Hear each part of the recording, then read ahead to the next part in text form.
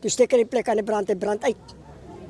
As net alles wat daar oorgebly het, as net die katels, wat die koeie wat ek was daar. Toe stel ek sin ek dink ja, toe ek Here vergewe hom, want hy weet nie wat hy doen nie. So ek moes dood gewees het, soos in dood. Maar leier, ons gee nie moed op nie. Kan ek 'n vraag vra? Ja, nee. Ek wil net vra hoekom is daar so baie fictions tussen julle?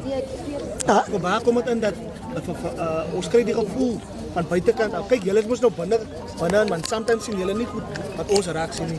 En my vraag is net, waar kom almal die fictions vandaan af? Hoekom ja, waar kom jy gestreer hier? Hoekom wil almal leiers wees? Almal wil kings wees of hoe call hulle paramount chiefs of maar van ons kom meet baie met die ordinary members wat ons met kom meet is. Wie staan die paramount chief of die king of die verstaan? So as baie factions som glo aan die, som glo aan daai. Okay. As dat die eenheid onder julle nie. Onthou. Wanneer jy praat van eenheid. Tribalism is die oorsaak dat ons vandag staan met 'n divided nation. Tribalism. Wie het tribalism geïmplement? Tribalism in vandag se lewe is gangsterism. Yes. Definitely. It's part of a system that was imposed upon our people. You understand? So as je praat van leadership, the tribes, they have the right to exist. So the tribal leadership have the right to exist. But when you talk about nation building and dealing with nation issues, the tribe becomes secondary. Because the tribe now becomes part of the nation. Yes. You understand? But it's all part of a psychological warfare. It was imposed upon our people. You understand? We have never been a people that demarcationally could identify this is my piece of land. No. Sorry, Chief. Can I just interject there? Speaking of tribes in particular, right? We do understand that Zulu itself is a tribe. Yes. Isikosa is a tribe. Yes. There's a lot of other tribes, Vendu, Yes. all of them. Now, when we look at the history of our country, not the history of our country, but let's say after 1994, the Zulu was aligned with Jacob Zuma, which was part of the ANC. The Isikosa is linked to, I think it's Thabo Mbeki, who's the Isikosa. Let me just finish. I have a question for you. Yes. The Isikosa, Thabo Mbeki, right? The Zulu, Jacob Zuma, and Mandela. So in order for the Zulu currently now they've got their own land. Am I right? They've got villages that belongs to the Zulu that make their own laws. Yes. And they are also being paid by government. Yes. Do you think that it is important for the Khoi, the Griqua, whichever you call it, to be just so as aligned as what you have the Zulu and every other tribe aligned to a political vehicle which they used in order to push their agenda and to benefit the people? We understand that the Nama language is one of the languages that we fight to get into our curriculum or into our schooling system. Do you agree that we will not be able to achieve that when we are on the outside, but rather when people are on the inside, to fight them on the inside? Yeah, what happened is, you must understand the context of what you are talking, of what you are asking. When you talk about the Zulu, I want to take you back to where it started.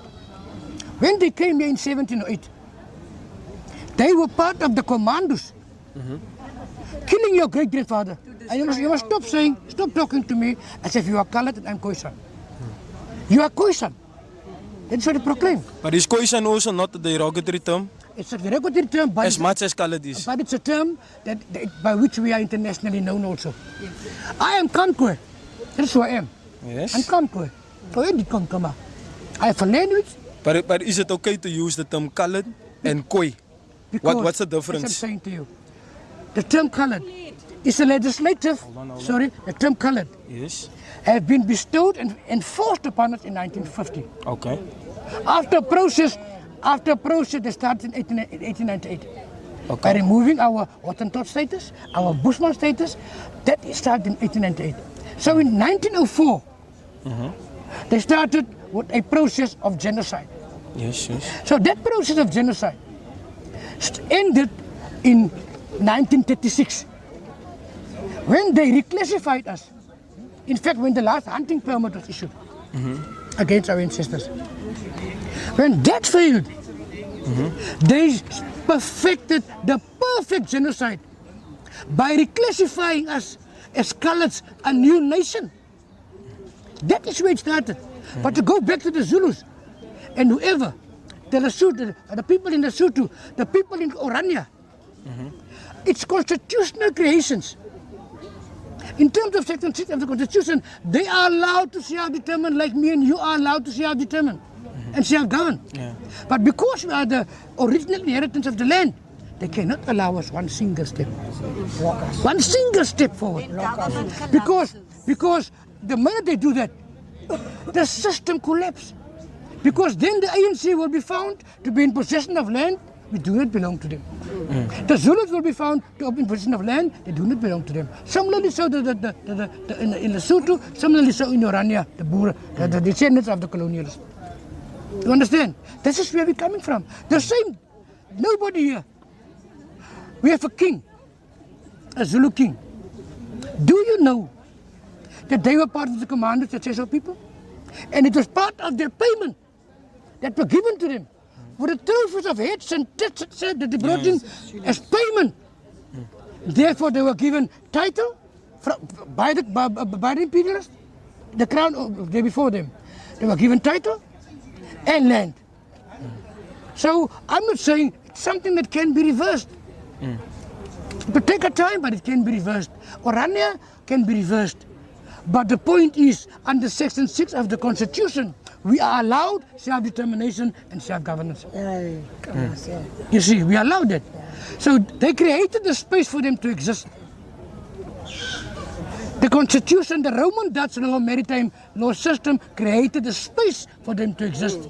A space for them to steal our land and prosper from it. That is what the Roman Dutch law system did. So our objective is to replace the Roman Dutch law system which you people are entering into. You see, to replace that system with an aboriginal system of law, the law of the land, God's law.